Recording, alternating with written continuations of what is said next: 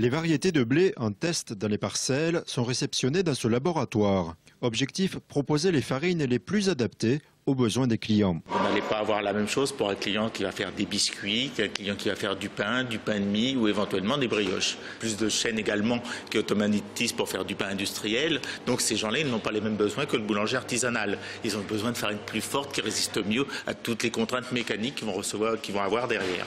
Après le broyage, chaque blé subit une batterie de tests. Première étape, la lecture de l'ADN du blé. Ça vous donne un code barre et nous permet de déterminer si elle convient oui ou non pour faire du pain derrière. Autre mesure réglementaire, la farine est brûlée afin de déterminer son taux de matière minérale. Quand vous voyez farine de blé type 45 ou type 55 ou type 65, ce sont le taux de matière minérale qui sont compris dans vos farines. À 900 degrés, il ne va plus rester dans le fond de la nacelle que vous voyez ici que les matières minérales qui vont être pesées par la suite. L'élasticité de la pâte est également mesurée. Ça permet de déterminer la valeur boulangère de la farine, qui va vous dire si cette farine est destinée pour faire des biscuits, de la brioche ou du pain.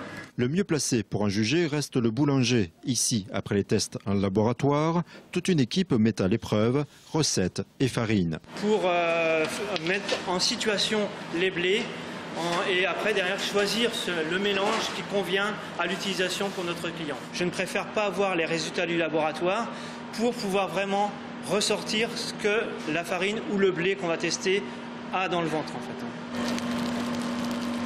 Couleur de la mie, taille des alvéoles, capacité à s'intégrer de façon régulière dans des emballages.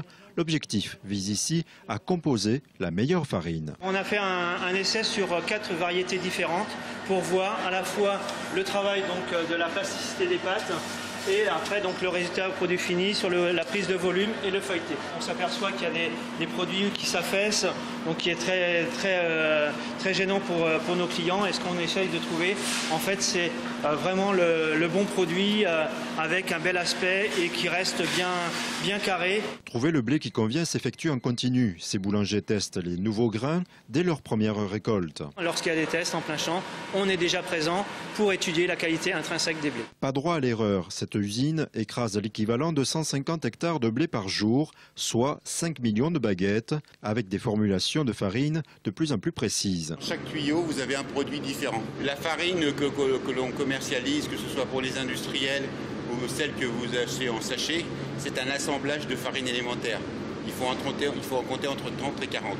Aujourd'hui, quand j'ai commencé il y a un peu plus de 35 ans, il y avait 5-6 variétés de blé, il y avait 10 variétés de farine.